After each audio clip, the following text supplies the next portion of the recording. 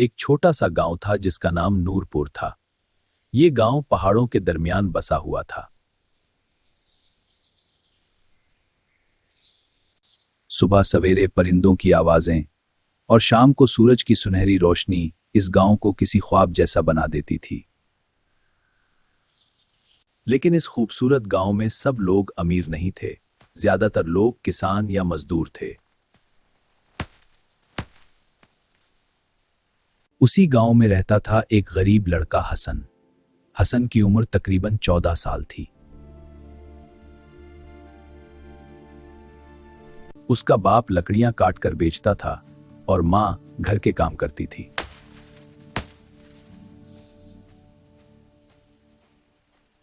हसन का दिल बहुत साफ था। वो हमेशा दूसरों की मदद करता था, चाहे खुद भूखा रह जाए। हर दिन हसन अपने वालिद के साथ जंगल जाता। वो लकड़ियां जमा करता, पानी लाता और अपने बाप की मदद करता। जंगल बहुत घना और परासरार था। कुछ जगहों पर सूरज की रोशनी भी मुश्किल से पहुंचती थी। लोग कहते थे कि इस जंगल में पुराने जमाने का कोई राज छुपा है, मगर कोई वहां ज्यादा देर रुकने की हिम्मत नहीं करता था। एक दिन जब हसन लकड़ियां काट रहा था, अचानक उसका कुल्हाड़ा एक दरख्त की जड़ से टकराकर एक गड्ढे में गिर गया। जब वो कुल्हाड़ा उठाने गया तो उसने देखा कि जमीन में एक छोटा सा दरवाजा है।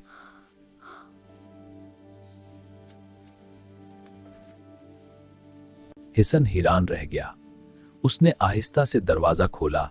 अंदर से एक नर्म सुनहरी रोशनी निकल रही थी।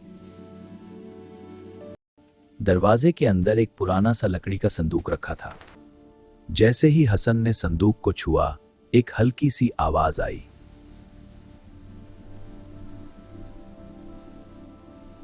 सिर्फ वही दिल ये राज समझ सकता है जो सच्चा हो। हसन डर भी गया और हैरान भी हुआ। जब उसने संदूक खोला तो अंदर कुछ सोना या पैसा नहीं था, बल्कि एक छोटी सी चमकती हुई गोल रोशनी थी। एक छोटी सी गोल रोशनी आहिस्ता आहिस्ता बाहर निकलती है और हवा में तैरने लगती है। रोशनी अचानक तेज होने लगती है। दरख्तों के साए लंबे हो जाते हैं, हवा ठंडी और भारी हो जाती है। रोशन रोशनी के पीछे एक काला साया बनता है। एक लंबा काला साया जिसकी शक्ल इंसान जैसी है, मगर उसका चेहरा खाली है। फिर आवाज आती है, हर रोशनी रोशनी नहीं होती। हसन डरता है मगर हिम्मत करके पूछता है, तुम कौन हो? साया हसन को माजी दिखाती है। गांव वाले इस संदूक को दफन कर रहे हैं। खौफजदा चेहरे, चीखें, उसे जमीन में दफन कर दो, ये रोशनी नहीं लानत है। खौफजदा देहातियों ने रात के अंधेरे में, तूफानी माहौल में मशले थामे एक चमकती हुई संदूक को दफन किया। हसन वो सब देख रहा होता है जैसे ख्वाब हो। अचानक वो वापस हाल में आ जाता है, लेकिन अब जंगल पहले जैसा नहीं। जमीन से हल्की हल्की सरगोशियां आ रही हैं। दरख्तों के साए हरकत करने लगते हैं और आहिस्ता आहिस्ता वो हसन के करीब आने लगते हैं। साए गहरे होते जाते हैं और हसन को घेर लेते हैं। जैसे जैसे हसन डरता है, काला साया और बड़ा और खौफनाक बनता जाता है। जमीन से सरगोशियां आने लगती हैं। रोशनी तेजी से घूम रही होती है। हसन डरकर पीछे हटता है, लेकिन अचानक साया चीखता नहीं बल्कि दर्द भरी आवाज में कहता है। हसन हैरान रह जाता है। साया आहिस्ता आहिस्ता इंसान जैसी शक्ल इख्तियार करता है। अब उसकी आंखों में गुस्सा नहीं दिखोता है। वो कहता है, मैं कोई शैतान नहीं, मैं कैद हूं। साया हसन को माजी दिखाता है।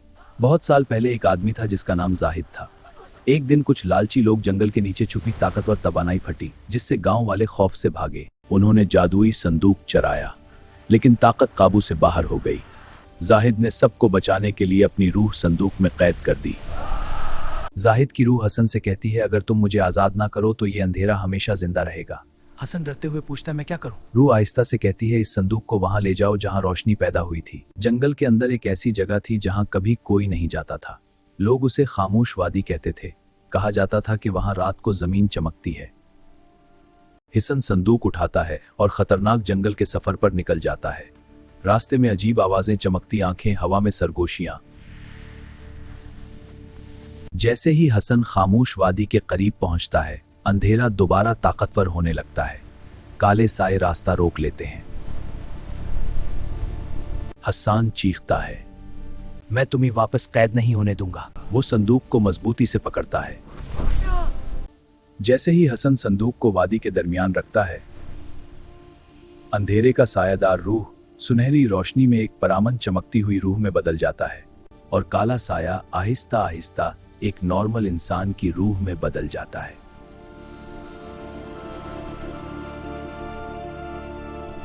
जाहिद हसन से कहता है, तुमने मुझे अंधेरे से आजाद किया। याद रखो, खौफ इंसान को कमजोर बनाता है, लेकिन हिम्मत अंधेरे को भी बदल सकती है। फिर जाहिद की रूह रोशनी में बदलकर आसमान की तरफ चली जाती है। जंगल दोबारा खूबसूरत और पुरसुकून हो जाता है। इन सब के बाद अब हसन अपने घर चले जाता है।